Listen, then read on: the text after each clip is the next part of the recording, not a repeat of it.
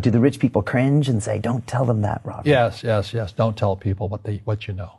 Right. Keep them poor. The poor will always be amongst us because it starts up here. It's in their words, and the words become flesh. But when they say, I can't afford it or I can't do that, they go down. They become what they say. Poor people say, I can't afford it, I can't do that, I don't have time. Because it's an escape. It's an escape. You know what I mean? It's easy to say, I can't afford it. Oh, I'm too tired. Oh, I can't go to the gym. When you could go to the gym. But no, I can't. Truth is, I'm just too lazy to go to the gym. And your rich dad used to say what instead of, I can't afford it? How can I afford it? How can I do that? What would it take? Or why should I do that? He says that a question opens the mind, a statement closes the mind. See, when you say, I can't afford it, your mind shuts down and you become what you say. But the thing is that we become creatures of our own habits. And until we break the habit, we don't change. Because to be rich, you have to give something. The way you get rich, you solve other people's problems. Right, that's how you create value. Yeah, poverty is passed on.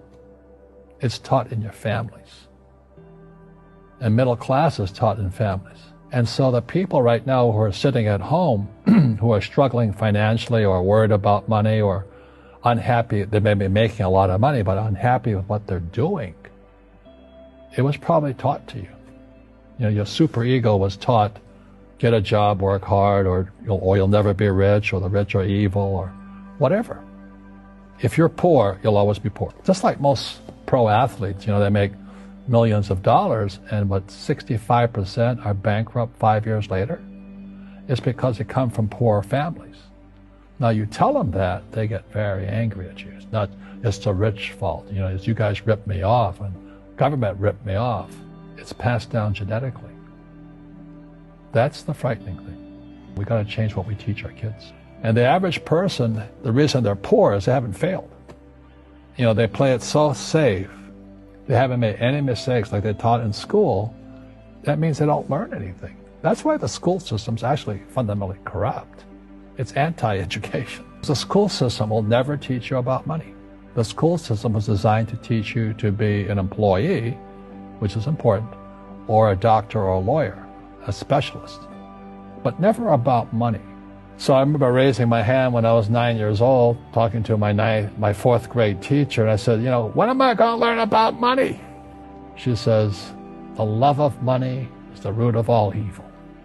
We don't teach money at school. I said, why not? And she couldn't answer me, and she got very flustered. She said, sit down, take your seat.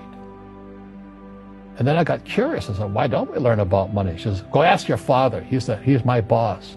My father was the head of education. PhD, all that stuff. I go home and ask him, said, why don't we learn about money in school?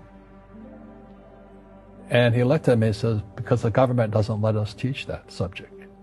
The government tells us what we can teach and what we can't teach. And I thought that was strange. And I said, but aren't we going to school to learn about money? He says, no, your job is to get a job. I said, but you get a job to earn money.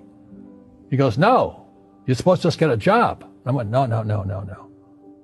Isn't the purpose of a job to earn money? He goes, you're correct. I said, so why don't I just learn about money?